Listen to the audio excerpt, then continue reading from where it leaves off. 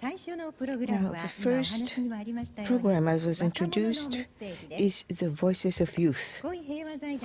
As a part of our education program for the youth at the Goi Peace Foundation, every year we hold an international essay contest for young people.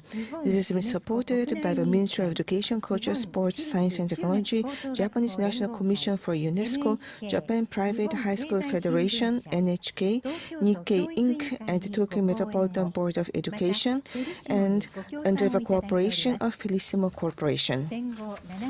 70 years after the war, and this year is the 70th anniversary of the establishment of UNESCO.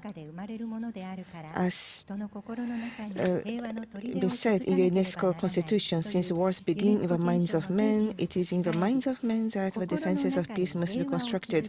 Going back to the spirit of UNESCO, we asked for essays under the theme of building peace in our hearts and minds. There were applications from 148 countries, 12,000 applications in total. And the Ministry of Education Award, which is the first prize, is given to the children's category and youth category.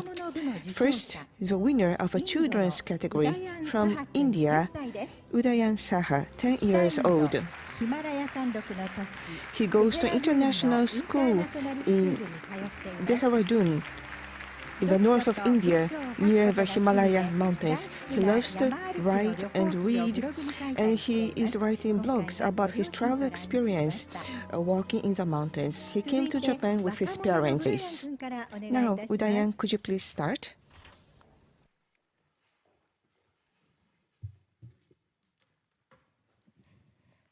Good evening. I am Udayan Saha from India. Udayan means rising sun. I am very happy to be in the land of rising sun. Now I will read my essay. Contentment holds the key to peace. Haven't you ever wished that you were living the life of someone else? Haven't you ever wished that you were smarter, born into a richer family, and had opportunities and things that you don't have at the present? I have to admit that I have wished for such things in the past. And whenever I have thought like that, my mind has not been at peace. I have felt restless and discontented. Discontentment leads to greed. When you are dissatisfied with what you have, you begin to yearn for the possessions of others and devise dubious ways of acquiring them.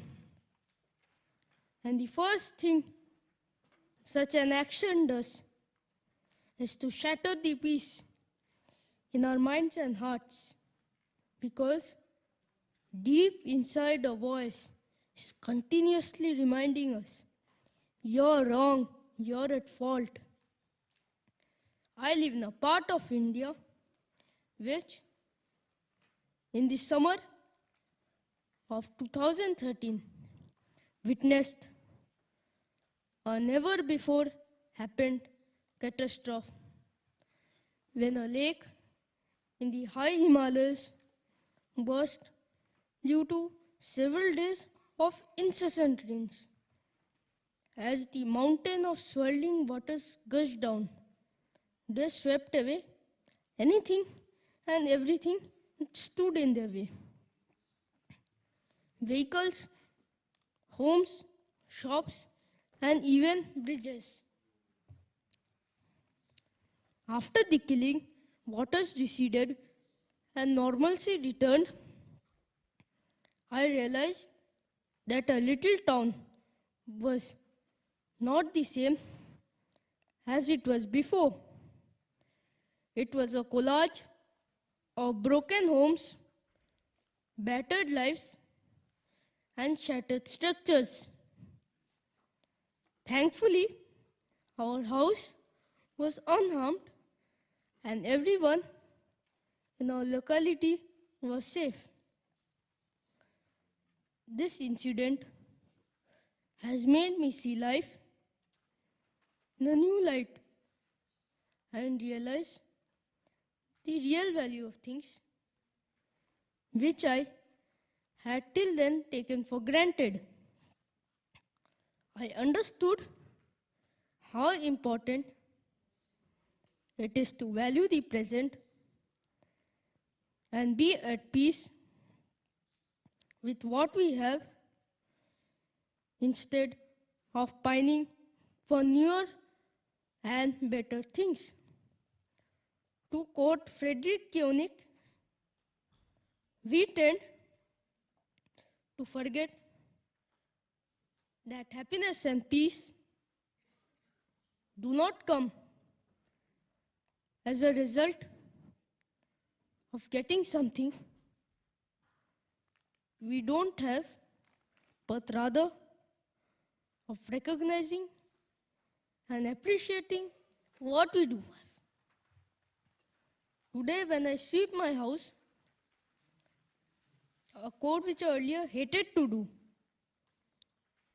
I feel grateful to God to let me have what I have, the chance to take care of it. What once seemed boring is now a boon. Contentment holds the real key to peace. And to cultivate contentment, we need to connect to our inner voice and listen to what it has to say. Whether one meditates, prays, or listens to the songs of nature, we need to allow ourselves some time to hear what is in our hearts, listen to our inner voice, the voice of our soul. Connecting with my inner voice makes me better equipped to deal with the world outside cheerfully and in a calm manner. My inner voice tells me many things. It guides me through the twists and turns of life. It is like a reliable compass that makes its presence felt the very moment I am able to switch off the noisy, distracting, chaotic sounds around me. Connecting to my inner voice is akin to taking a dip in an ocean of positivity and peace. Of course, I have to admit that not all the time I am positivity and peace personified, as is expected of a child of my age. I have a full and often chaotic life, crammed with various activities and chores. But with a few conscious adjustments, I have discovered how to stay connected to my inner self and revel in contentment and peace. After the 2013 catastrophe, I know things can change anytime, but as of today, I am totally at peace with myself and everything around me. Every day, as I wake up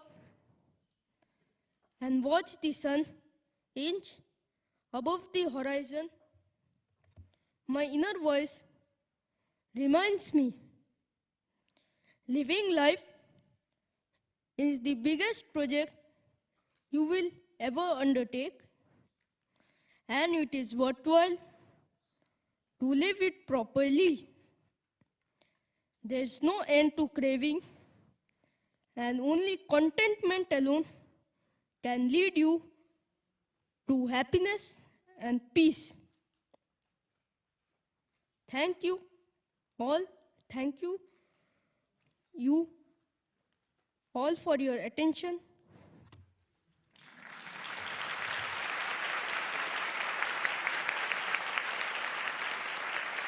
うだやんくん、ありがとうございました。素晴らしかったです。Thank you. This was a wonderful essay.